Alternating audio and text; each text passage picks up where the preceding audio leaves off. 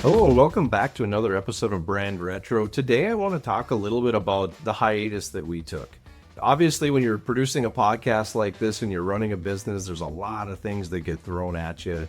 And we took a pretty long hiatus, and it wasn't intentional. And obviously, we had all intentions of coming back as fast as we could, but we kept kicking that can down the road, and weeks turned into months, and months turned into, I think it was almost a year. So it was a long time, too long, in my opinion.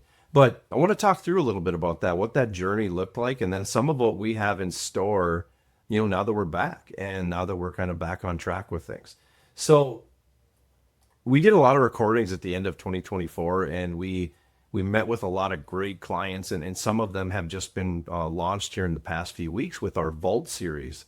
And some of those things sat in the can for a while, but we were backlogged. We had a lot of good content and we were kind of rolling. But there, towards the end of 2024, as you know, business is tough and things happen. And long story short, we just had some business things pop up. We lost a few clients. We had some stuff going on with different employees and team members that we were working through. Obviously, the holidays is a factor as well. But we came into the end of 2024 and it just kind of, in a roundabout way, kind of sucked the life out of us to be like, okay, we need to calibrate for 2025. When we came into that process, and this is just me kind of working through this as a business owner perspective, obviously we want to learn from our mistakes, and we're like, what could we have done different in these scenarios?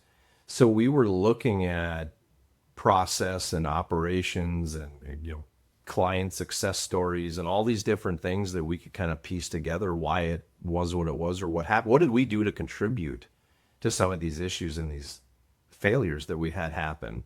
It's easy to brush those things off as like, well, business, but we take those things personally and we try to learn from them because we are a very hands-on relationship-based company. So long story short is we looked at all those things, and 2025 started off rough. By, not that this matters, but by January 2nd, I had my gallbladder out, which of all things was kind of a disruption. We went into the spring of the year and we kind of struggled as a team. We had some turnover. We had, kind of some misalignments. And I think part of it was the growing pains of the year. But we had to deal with those things. And we had to try to be fair to the team and the people that we're working with to try to keep everything rolling the way we wanted to. But again, disruption's disruption. So we were dealing with that. And one thing that I found interesting for 2025 as a whole is we met with a lot of clients and a lot of prospects and just people in the industry. And we all experienced this idea of, whether it was political based or it was the inflection of AI or what it was, but the mindset was different. Clients weren't the same. They weren't spending money like, they had in the past, or they weren't maybe thinking as progressive. Everybody was kind of in this wait and see type model. Man, it was tough to push through that. I mean, we kind of reek of positivity as much as we can, and we try to push clients and help them understand, like, we got to, commit and kind of put it through the paces in order to succeed. But it was tough to keep them there because there was so much going on, and almost like this dark cloud in a roundabout way kind of hanging over our heads, collectively. So along with that, now this is, we don't have to get into this too deep, but there were some deaths and some different things that we had to deal with in 2025. It made us, I don't know, it made me look at things a little differently. How do we appreciate what we have more? Well, how do we kind of dial in a little bit more and really kind of celebrate the wins as much as we can, but also not take the losses lightly, so that the next time something bad happens, because it will, everybody's got stuff, right? How do we prepare for that next one? Because it's not always going to be our turn, but everybody gets a turn is the whole thing. So there was an alignment, a realignment, so to speak. And that's kind of how we rode out the remainder of the year. We did the best we can. There was a bumpy year, like I said, but we did the best we could to take care of clients and the team. But how do we calibrate, become better, and how do we go into 2026 with a completely new mindset?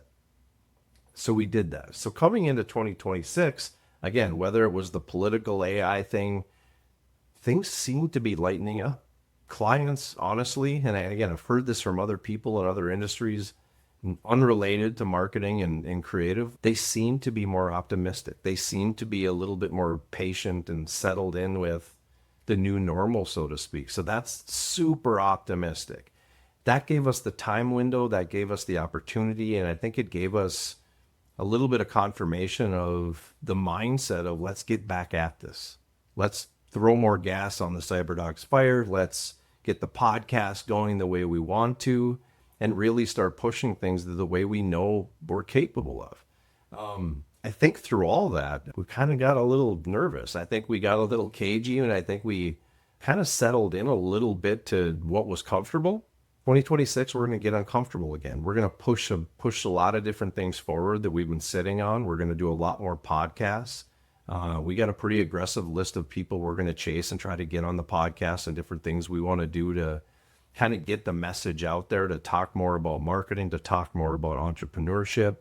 And we're going to push those things and hopefully not only kind of be as aggressive and do the different things that we're kind of known for doing, but to, again, take it further, to push more towards that broader vision and to really start pushing the envelope from a creative content marketing perspective, because we know that that's what people want from us. They don't want us to be average. They don't want us to blend in. They don't want us to be white noise, and we don't want that either.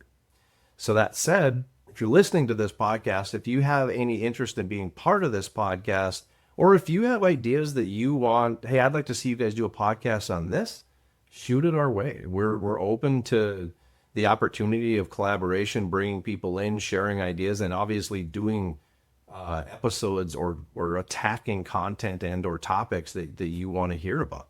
So please do that. At the same time, I want you guys to know that we're going to be steady. We're going to try to do this every week. We might even do it more than once a week if we have good content. But that's the plan. We're back, and we hope you enjoy the ride because it's going to be fun.